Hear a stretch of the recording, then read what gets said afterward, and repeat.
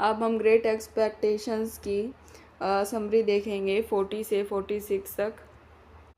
तो सुबह पिप अपनी सीढ़ियों पर एक छायादार आदमी से टकरा जाता है। वह चौकीदार को बुलाने दौड़ता है, लेकिन जब वे लौटते हैं तो वह आदमी जा चुका होता है। पिप का ध्यान दोषी पर जाता है, जो अपना नाम एबेल मैगविच बताता है। नौकरों को सच्चाई का पता न चले, इसके लिए पिप मैगविच को अंकल प्रोविस कहने का फैसला करता है। यह एक उपनाम था जो मैगविच ने ऑस्ट्रेलिया से इंग्लैंड जाते समय जहाज़ पर अपने लिए बनाया था, अंकल प्रोविस। तो पिप एक भेष बनाता है और मैगविच की कहानी की पुष्टि के लिए जैगर्स को बुलाता है। मैगविच पूरे अपार्टमेंट में घूमता रहता है। अपने खराब तौर तरीकों और अभद्र भाषा से पिप अपने सज्जन को शर्मिंदा करता है।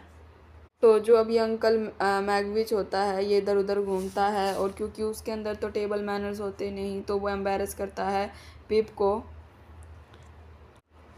5 दिनों तक मेहमान को झेलने के बाद जब हर्बर्ट घर लौटता है तो पिप को अपनी समस्या का सीधा सामना करना पड़ता है। मैगविच चला जाता है और हर्बर्ट और पिप स्थिति पर चर्चा करते हैं, यह मानते हुए कि पिप को अब मैगविच के पैसे का उपयोग नहीं करना चाहिए। वे योजना बनाते हैं कि पिप मैगविच को विदेश ले जाए, जहां वह पुलिस से सुरक्षित रहेगा और फिर उससे अलग हो जाएगा। तो अगली सुबह मैगविच नौजवानों को अपनी कहानी सुनाता है। वह एक अनाथ बच्चा था और ज़रूरत के कारण अपराध का जीवन जीता था। उसकी सबसे पहली याद खुद को खिलाने के लिए शलगम चुराने की है। एक युवा के रूप में वह क्रोम्पेसन नामक एक सज्जन अपराधी से मिला और उसके वश में आ गया। क्रोम्पेसन ने पहले ही एक और साथी आर्थर को शराबखोरी और पागलपन में धकेल दिया था। मैगविच कहता है कि आर्थर को एक धनी महिला की यादों ने निराशा में धकेल दिया था,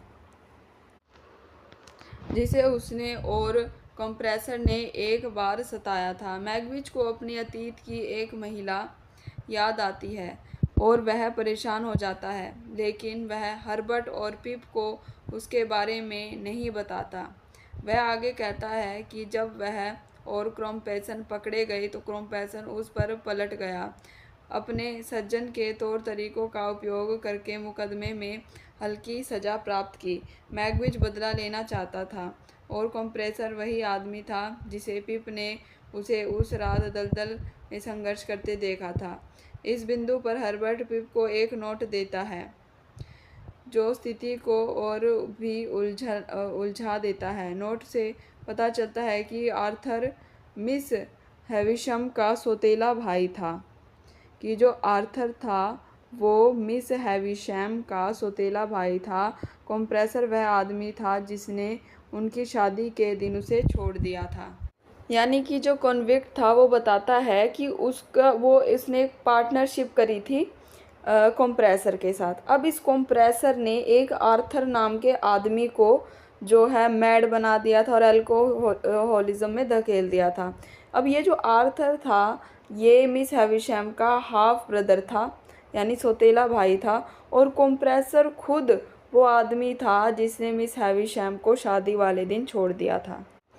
तो जो पिप था वो शर्मिंदा होकर कि उसकी जो सामाजिक प्रतिष्ठा है एक ऐसे अशिष्ट निम्न जन्मे व्यक्ति के कारण है, पिप को लगता है कि उसे स्टेला को हमेशा के लिए छोड़ देना चाहिए। सराय में जो ड्रमले था, यानी इनमें जो ड्रूमूल था, के साथ एक अप्रिय मुलाकात के बाद वह मिस हैविशम और एस्टेला को आखिरी बार देखने के लिए सैटिस हाउस जाता है। मिस हैविशम मानती है कि उन्होंने जानबूझकर पिप को यह मानने दिया कि वह उसकी सीक्रेट बेनिफैक्टर है और वह अब हर्बर्ट की मदद करने को तैयार है क्योंकि पिप अपनी दौलत का इस्तेमाल नहीं कर सकता।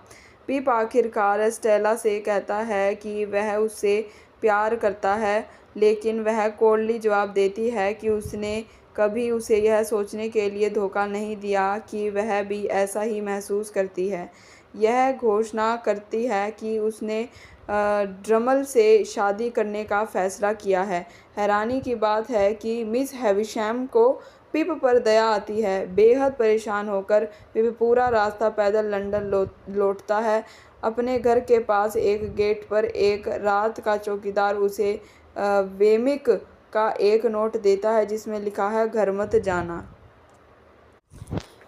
अब डर के मारे पिप जो है ह्यूमन्स नाम के एक घटिया सराय में इन में रात बिताता है। अगले दिन पिप को वेमिक मिलता है जो बताता है कि उसे जैगर्स के दफ्तर से पता चला है कि क्रॉम्पेसन मैगविच का पीछा कर रहा है। वह कहता है कि हर्बर्ट ने मैगविच को क्लारा के घर में छुपा दिया है और पिप तुरंत वहां जाने के लिए निकल पड़ा है। और यहाँ पहुँचने पर उसे पता चलता है कि क्लारा का पिता एक शराबी और बूढ़ा आदमी है और उसे खुशी होती है कि उसने क्लारा और हर्बर्ट को उससे भागने में मदद की।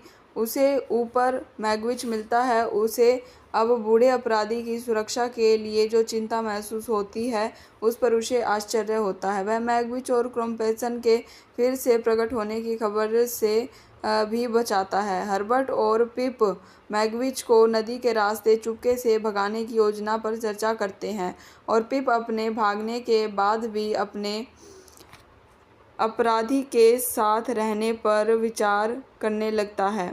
पिप एक रोबोट खरीदता है। मैगविच को ढूंढ रहे काले आकृति पर नर्वसली नज़र रखता है। मतलब एक जो सिंपल बोट होती है उस तरह की बोट खरीदता है पिप, ताकि उसमें वो मैगविच को बिठाकर रास्ता पार करवा सके।